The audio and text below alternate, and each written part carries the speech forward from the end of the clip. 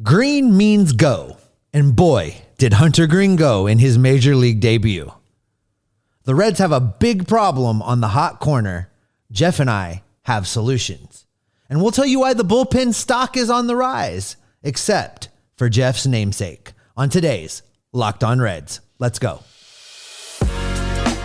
You are Locked On Reds, your daily Cincinnati Reds podcast, part of the Locked On Podcast Network, your team every day. You are Locked On Reds with myself, Jeff Carr, and my co-host, Stephen Offenbaker. We are in our fourth season as podcasters about the Cincinnati Reds, and we have turned a just addiction about the Reds into information for you. Thanks for making us your first listen of the day. We're free and available on all platforms, and Locked On Reds is part of the Locked On Podcast Network, your team every day. On today's podcast, the Reds earned a series split in Atlanta, which has lots of highs and lows when you're talking about the guys involved on the field. There's a argument to be made about what the Reds should do at third base, and we're going to make it. And we've got a huge debut. Huge debut, Steve, of Hunter Greene, because that was as good as advertised. I don't know what you thought when you were watching it, but as I saw what he had, Hunter Greene showed me exactly why the hype has been so hot, and he showed me that the hype is not fake. Listen, Jeff, I want to tell you, I can't say on our family-friendly podcast some of the words that I was saying watching the off-speed and breaking pitches that Hunter Greene was slinging up there. But listen, Jeff, this did not surprise me at all. I remind you, as a matter of fact, let's go back to our crossover episode with the Locked On Braves previewing this series. Let's roll that beautiful footage, Jeff.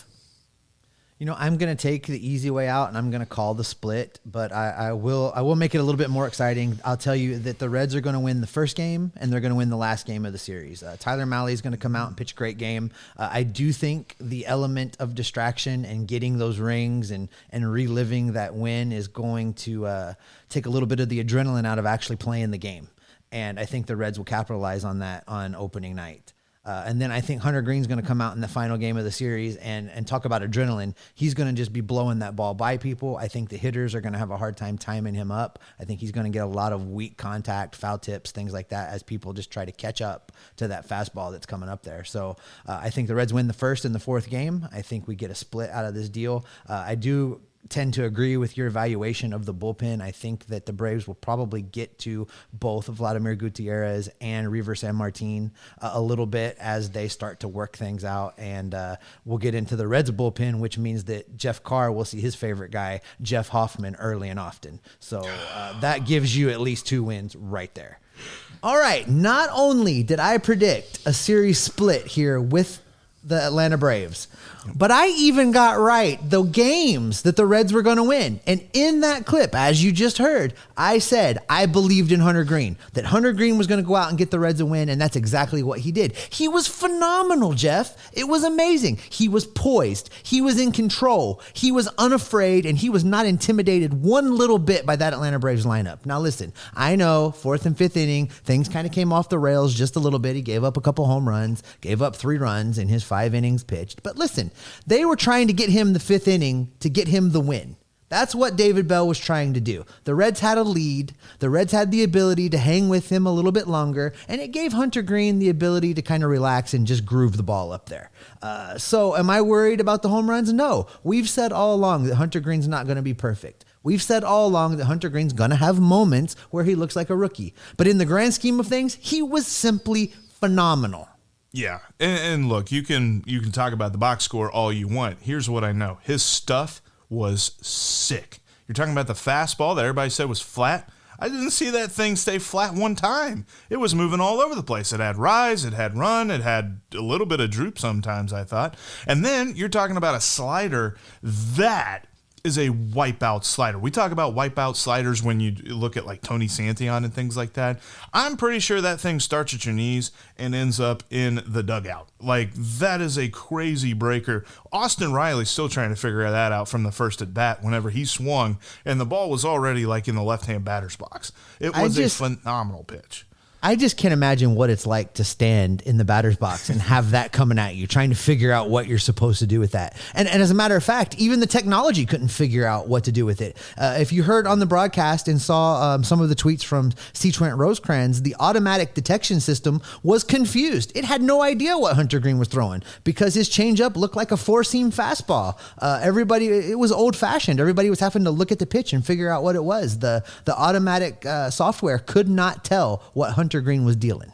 And I think that a lot of the concern, if we want to call it that, with Hunter Greene just came from general concern of fireballers who throw over 100 miles an hour. Because the experience with that is if a fireballer throws over 100 miles an hour, that's all he does. He doesn't have anything else. He doesn't have that next gear. But that is why Hunter Greene has the hype that he does. He is every bit as good as advertised because he can throw 100 miles an hour. He can locate it at will.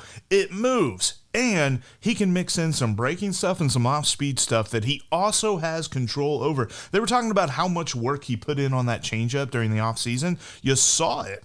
He was able to put it exactly where he wanted. And he still had I noticed this too, a very deceptive arm slot. Like where he released his fastball from was where he released his changeup from. It was not a scenario of, okay, there's a little bit of difference, and if you're a hitter, you could probably pick up on that. He has got a very repeatable motion, very good delivery, and very deceptive when you're talking about mixing up the speeds. I don't know how a hitter can stand in there knowing they've got to prepare for 100 miles an hour. Oh, but it might come in 10 miles an hour slower, and it's not going to look any different. Well, not even 10, Jeff. I mean, some of those changeups were coming in at 86, and then he would come right behind it with a 101 mile an hour fastball. I mean, talking about his delivery, they made mention of this on the television broadcast. Both John Sadak and Chris Welsh were talking about this, that Hunter Greene, talked about how he completely of his own volition rebuilt his motion and his mechanics while he was coming back from Tommy John's. And I got to tell you, what he's doing right now is working. It is fantastic. And that changeup, it is nasty. It is absolutely nasty. I don't know how a professional hitter can figure out what to do with what Hunter Greene's doing right now. And you can talk about a rookie that has really good stuff and really good mechanics and be excited. He's got another level, though, that absolutely just brings it all together and gives you a package that you can talk about being a Cy Young pitcher for multiple years. And that's the fact that he knows how to keep his composure. He knows how to keep level, no matter if he just struck out the side in the last inning or if he just gave up 3 home runs. One of the big things, and you always talk about this when you're talking about a pitcher, is how do they bounce back from adversity? Because nobody's going to throw a perfect game every time they go out. They're going to give up a long ball. They're going to give up a couple of hits in a row. How does he follow that up? In the 4th inning, when he gave up multiple hits in a row, he did give up 1 run, but he limited the damage to that. And when he gave up home runs, they were solo shots. Solo shots are excusable, especially when you were up by as much as the Reds were up at that point. So he was pitching a little bit more loosely. But all in all, John Sadak and Chris Welsh were talking about this. You watch him after he throws a pitch. He has breathing exercises that he does. He has the ability to calm down his own heart rate and just be cognizant of everything that's going on. He's not worried about his mechanics mid-game because he knows that those are good. He's not worried about his stuff mid-game and where it's going to go mid-game because he knows that those are good. He's worried about making sure that everything is even keel. And if you're talking about that with a pitcher, you're talking about a dude usually who's been around for a while and understands that. No, we're talking about a dude who just made his first career start. I am so stoked for him. Absolutely. I think the big takeaway from what we saw out of Hunter Greene yesterday is the maturity. It's there. It's as advertised. His ability to maintain his composure, it is there. It is as advertised. And the simple fact of the matter is that this dude is every bit as good as he has been advertised. Hunter Greene is good. Yes. You know what, Jeff? Kyle Farmer has had a heck of a weekend, and he showed us that even when Jose Barrero returns, he should be an everyday player, but not at the position you're thinking. Before we get into that, though, I want to talk to you about Built Bar. Built Bar is a healthy snack that is going to get you through the 2022 Major League Baseball season. Built Bar is a protein bar that tastes like a candy bar. It might even be a little bit better than a candy bar because it is healthy for you. Built Bar makes it easy to stick to your diet. It makes it easy to stick to your health goals because it tastes good and you're going to want to eat it. It's unlike any other protein bar that you can buy. It is not chalky. It is not waxy. It does not taste like you're taking a big drink from a barrel from a chemical spill. It's going to make you want to be healthy and want to eat healthy. It's going to keep you engaged in your diet and engaged in your health. It's going to keep you from wanting to just give up and say, where's my candy? Give me a Snickers. It prevents all of that. Built Bar is covered in 100% real chocolate, and it has amazing health statistics. And listen, we're a baseball podcast. I love the statistics. Jeff loves the statistics. You love the statistics. Built Bar statistics: 130 calories, 4 grams of sugar, 4 net carbs for you keto folks, and jam packed with 17 grams of protein. They have amazing flavors like cherry barcia, coconut brownie chunk, salted caramel, and many, many products. You've heard Jeff go on and on about the puffs, and having just been at the home office in Cincinnati, I want to tell you there are puffs everywhere. If you want to have puffs everywhere, head over to built.com right now and use the promo code LOCKED15. That's going to get you 15% off of your next order from Built Bar. That's the promo code LOCKED15 to save 15% on your next order at built.com. After you finish listening to us today, head over and check out the Locked On MLB Prospects podcast. Lindsey Crosby will keep you informed on all of the action in the minor leagues and as a little bit of college baseball as well. The Locked On MLB Prospects podcast. It is free and available on all platforms, just like us here at Locked On Reds. Thanks again for making Locked On Reds your first listen of the day. We are on all platforms, free to you. Make sure you are following the podcast on your favorite audio channel and on YouTube. Tomorrow, we are going to tell you why the Reds will be at or above 500 after a pair of games with the Cleveland Guardians. Jeff, before we talk about the Guardians on our next episode, we have a lot more territory to cover here in this series that just wrapped up down in Atlanta. And I think one of the things that became painfully apparent is the Cincinnati Reds have a giant problem on the hot corner. Yeah. Moose don't look very good out there. And I know that's some deep analysis, but holy cow. I mean, you're talking about slow moving. Reiver Sanmartin had a really rough start there on Friday, and part of it was because he was walking guys, but another part of it was he had a nice ground ball that had Moose gotten to and thrown a dude out. I firmly believe that changes the whole complexion of that inning, and it kind of changes how Reiver Sanmartin pitches the rest of the game. But because Moose reached for it, couldn't get to it, couldn't even pick it up to throw, and it careens off his glove into foul territory. You got guys running around the bases.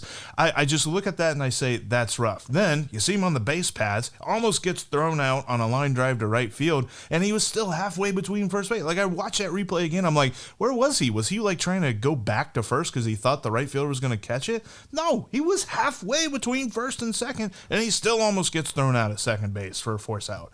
And on top of it, he just has this insane, I don't know if it's a hole in his swing or if it's a quirk in his swing, but dude pops a ball up more than Willie Mays Hayes, and Willie Mays Hayes has done a lot more push-ups in his life than Mike Moustakas has on it. Clearly. Listen, Jeff, a couple of the things you're talking about there. First off, the base running error. Clearly, Moustakas lost track of how many outs there were. Yeah. That's really what happened there. His head wasn't in the game, and it cost the Reds a little bit, and that's just where things are with that. As far as defense goes, it's sad to say, but Mike Moustakas has lost a step defensively. He is a liability in the field. He cannot range. He just simply cannot do it. Now, he's getting paid. He has a couple years left on his deal. The Reds are not going to cut him with as much money as they still have wrapped up in him. And the real answer, the only thing that the Reds can do with him is this. He needs to DH against right-handed pitching, and he should never set foot on the field again unless it's an emergency to play defense. I agree. And it's weird to say because I know we kind of poo-pooed this idea in spring training, but I think Colin Moran is a better option at third base. Like, I can't even believe I said those words, Steve. But honestly, that's where we are. And I'm hoping that we get some other guys back healthy when you're talking about like Donovan Solano and guys like that, where we could put at third base. But just looking at the defense, there's a huge hold on that left side whenever Moose is in there because he just cannot range. He has no range whatsoever. We always talked about Jesse Winker in left field like, oh, man, if he had a little bit more range, he'd be a perfect fielder. Moose doesn't have a number there, I think. Like, I mean, if you're talking about a rating, like a range rating or something like that, it's got to be like, if at all. I don't want to see him at third base. I really don't. No, and you're absolutely right. Colin Moran is not a third baseman either. But here's the thing. You need somebody that can play the field against the right-handed pitchers. We have some solutions that we're going to talk about here in just a second to deal with when there's left-handed pitchers on the mound. But if there's a right-handed pitcher on the mound, for right now, it's going to have to be Colin Moran. He's not a third baseman, but if you do it comparatively, if the choice is defensively Colin Moran or Mike Moustakas, give me Colin Moran. It's not a significant upgrade, but it is an upgrade defensively. I think you go from below average to average, or significantly below average to average. You go from what are you doing to, well, at least the guy is trying. Let's call it what it really is. But yeah, no, it's an upgrade. Now, when you get to the other side, when you've got a lefty on the mound, you have a little bit more flexibility. You can set down Colin Moran. You can get Mike Moustakas out of there. And so you can do some other things. Now, we've talked about Kyle Farmer and we've talked about how good he has looked. And we teased this a little bit, Jeff, that even when Jose Barrero comes back, even when Donovan Solano is back, Kyle Farmer needs to be an everyday player. But I want to go on record right now and say that when that happens, I want Kyle Farmer to be the starting third baseman against left-handed pitching, and I want Jose Barrero to be the shortstop because he's a better shortstop. He's a better defensive shortstop. That is the lineup that I would like to see on that side of the infield. Honestly, and look, one series does not a season make. I totally understand this. But there's an argument to be made, depending on how good Barrero gets at the plate, that you can almost make that the everyday left side of the infield. Make Barrero the shortstop, make Farmer the third baseman, because Farmer was actually hitting pretty well against Ian Anderson there on Sunday. He got 5 hits during the weekend. He was going the other way. He was putting the ball where the fielders weren't, and he got a bunch of RBIs for it. Got 4 RBIs on the weekend.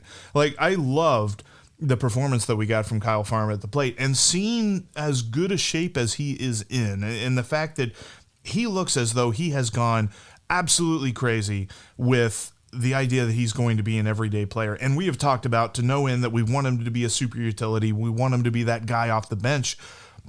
I think we might be wrong in that. I think that at least when it comes to when Jose Barrero is back, I want Kyle Farmer at third base, because there is no other third baseman on this roster, and he's got to be the best if you're talking about you don't have to put him at shortstop. I don't think we were wrong about the super utility thing. In a better situation, Kyle Farmer's best value, his highest value to the team, I think, is playing all over the place and still getting what amounts to everyday regular at bats. But in this situation, I don't think we could have anticipated just how bad the defense was going to be at third base. And now that we know how bad the defense is at third base, you have to make adjustments. And I really do hope that David Bell makes this particular adjustment and moves Kyle Farmer over there. Because we're talking about a fix for Mike Moustakas that's not going to happen quick enough that it's going to benefit the Reds in season. This is a kind of fix that he needs an offseason to work on the stuff that he needs to fix. So I look at this and I say the Reds have to pivot. They cannot just consistently roll him out there at third base and expect him to get better. It's just not going to happen.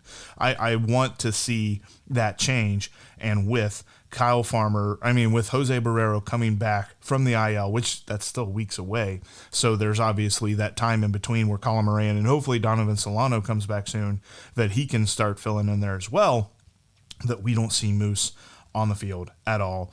And we see Kyle Farmer at third base whenever Jose Barrero is healthy. I tell you what, Steve, talking about the dudes, and Kyle Farmer's stock is certainly just skyrocketing after this first weekend. The bullpen also has their stock on the rise. They pitched like we hoped. Well, except for Jeff Hoffman. Your guy. Yeah. We look at stocks rising and falling from the weekend. Right after, we look at the best place to get your sports betting info, BetOnline. BetOnline.net has all of the props, odds, lines, and info that you could want for sports going on right now. Talking about baseball season is firmly underway. You can check out every single game line, and whether you want to take a look at the run line, you can. I'm more of a money line guy when it comes to betting daily baseball. Plus, over, under, and run totals and prop bets. Like, how many strikeouts is Nick Lodolo going to get in his first appearance on Wednesday? We're going to talk about that a lot more on an episode to come. But they've also got great stuff when you're talking about the NBA play-in tournament and playoffs that are coming up. NHL as they're heading into playoff season, playoff hockey. And you've got boxing, UFC, and your favorite Vegas casino games. Plus, check out the live betting as well. BetOnline.net is your number one source for all of that good stuff. Plus, they've got great in-season deals, or you're talking about sort of boosters and things like that. You've got to check them out on a daily basis for those. Lots of good stuff that you don't want to miss. That's BetOnline.net, where the game starts.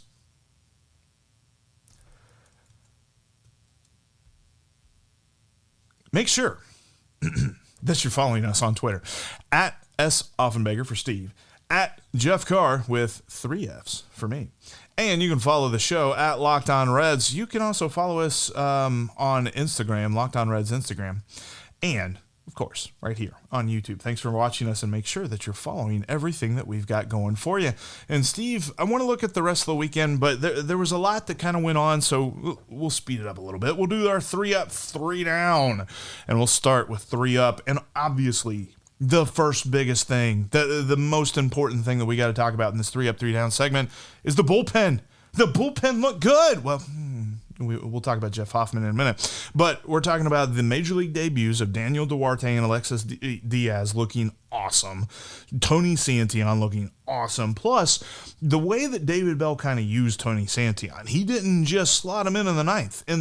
On Sunday, there was a critical situation in the 7th that he brings him in for the final out. He pitches against the middle of the order in the 8th, and then you bring in Art Warren for the 9th, which, by the way, first career save for Art Warren. That looked fantastic, too. So refreshing. So refreshing to see a Reds manager using pitching that way and having pitchers that don't have a temper tantrum when you don't use them in the 9th inning. I mean, it's a perfect storm. We got a manager willing to do it and pitchers willing to do it. It was fantastic.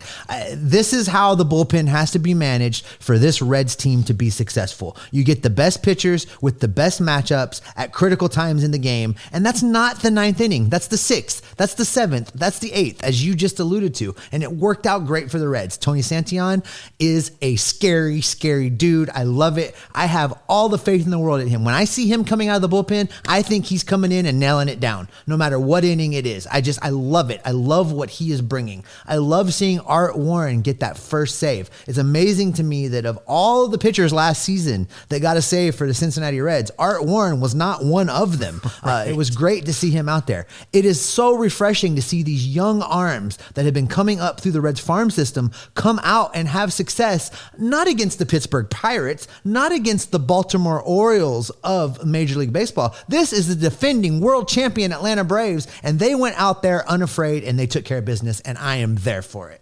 Look, the in-house developed bullpen already, and I know we've got a lot more baseball to play, but it already looks better than last year's yard sale bullpen, and I'm totally here for that. Another one that's on the rise is Nick Senzel, specifically with his defense. Good Lord, he's got center field locked down. Talking about diving all over the place, ranging. We talked about a lack of range with Moose. Senzel must have sucked up the range. He's got all the range on the team. He is covering every. I'm so happy to see that. I think his bat's going to come along, but I think that overall, Nick Senzel manning center field defensively, I'm feeling pretty good about that.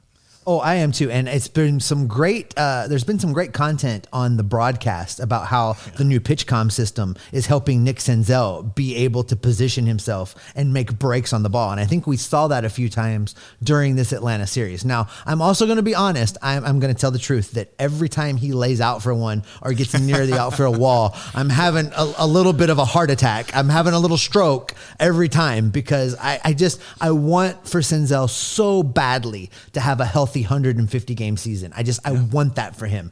But he has delivered. He has showed speed. He has showed great defensive reads. His throws from the outfield have seemed a little odd. I've seen people commenting on his throwing motion and how he's making his throws, and I wonder if that's just some residual stuff from shoulder injuries past. But for me, overall, he has performed above expectation for what I expected him to bring early on the season. And I think you're right. His hitting's going to come along. I think we'll get to a point where he's a definite threat in this lineup. He did show some flashes of speed on the base pass, a legging out infield hit. So I think that over time, as he gets more and more heated up, he's going to be another threat for the Reds.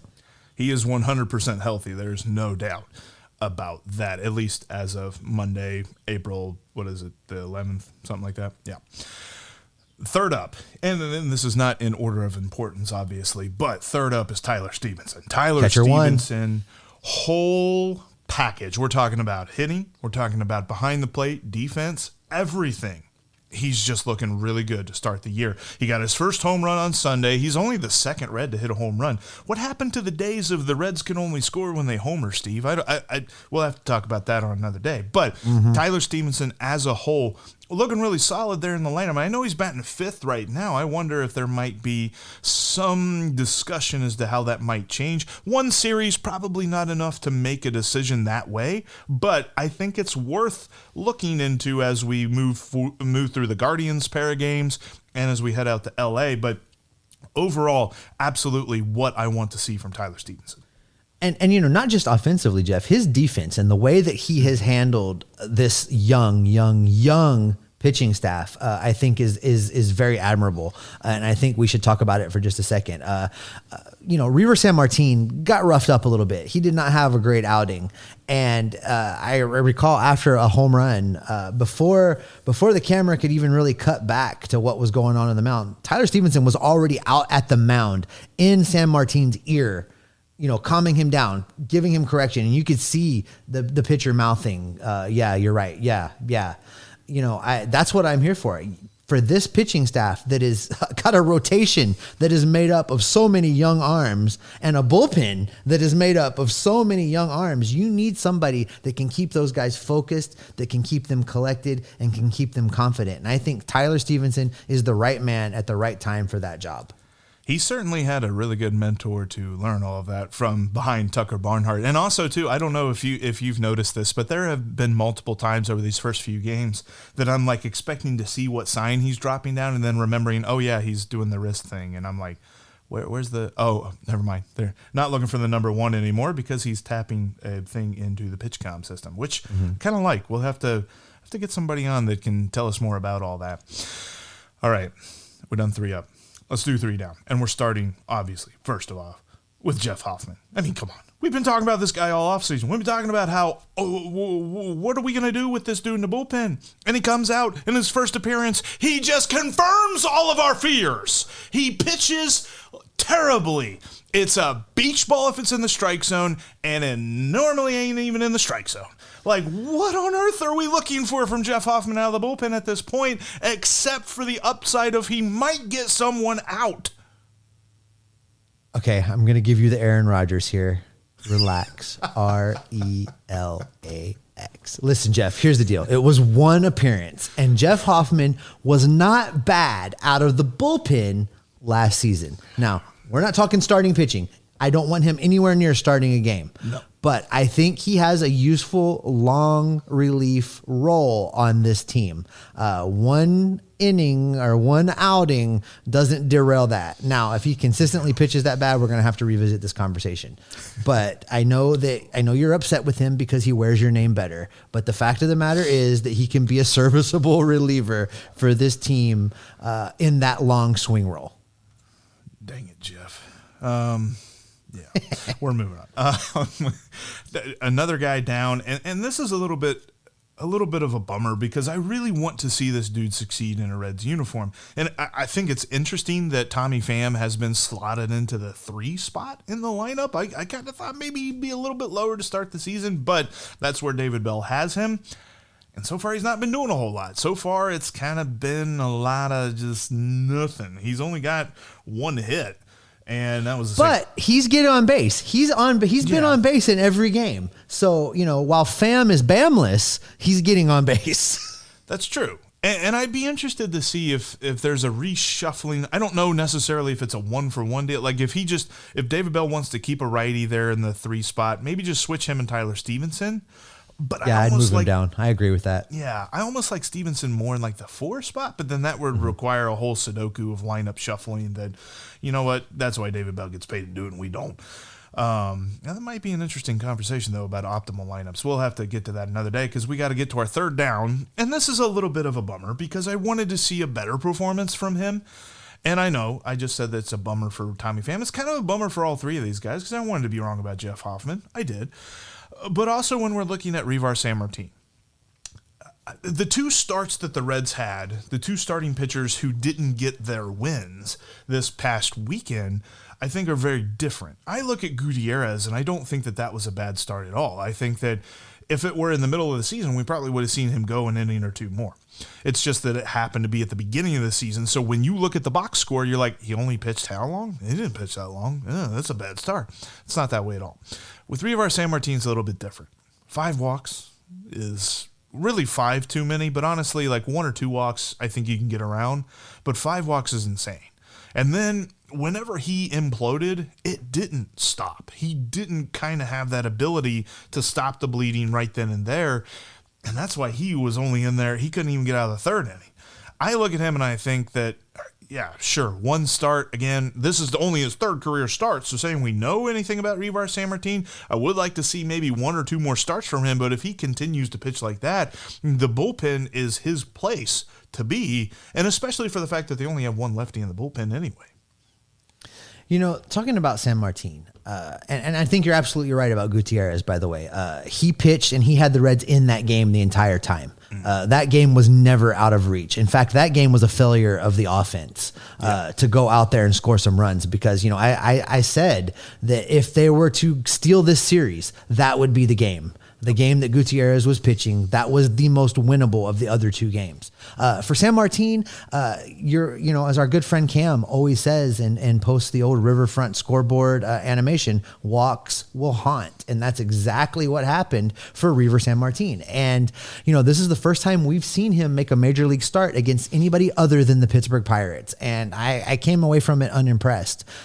Somebody's going to have to go here fairly quickly. Mike Minor is going to make a minor league rehab start next week in Chattanooga. So he is not very far away. I figure 1 to 2 rehab starts for him and he'll be in this big league rotation. So right now, Reiver Sanmartin is going to be on the outside looking in if a move has to be made today, as far as I'm concerned.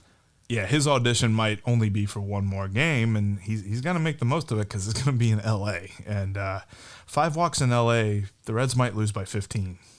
Mm-hmm. Absolutely.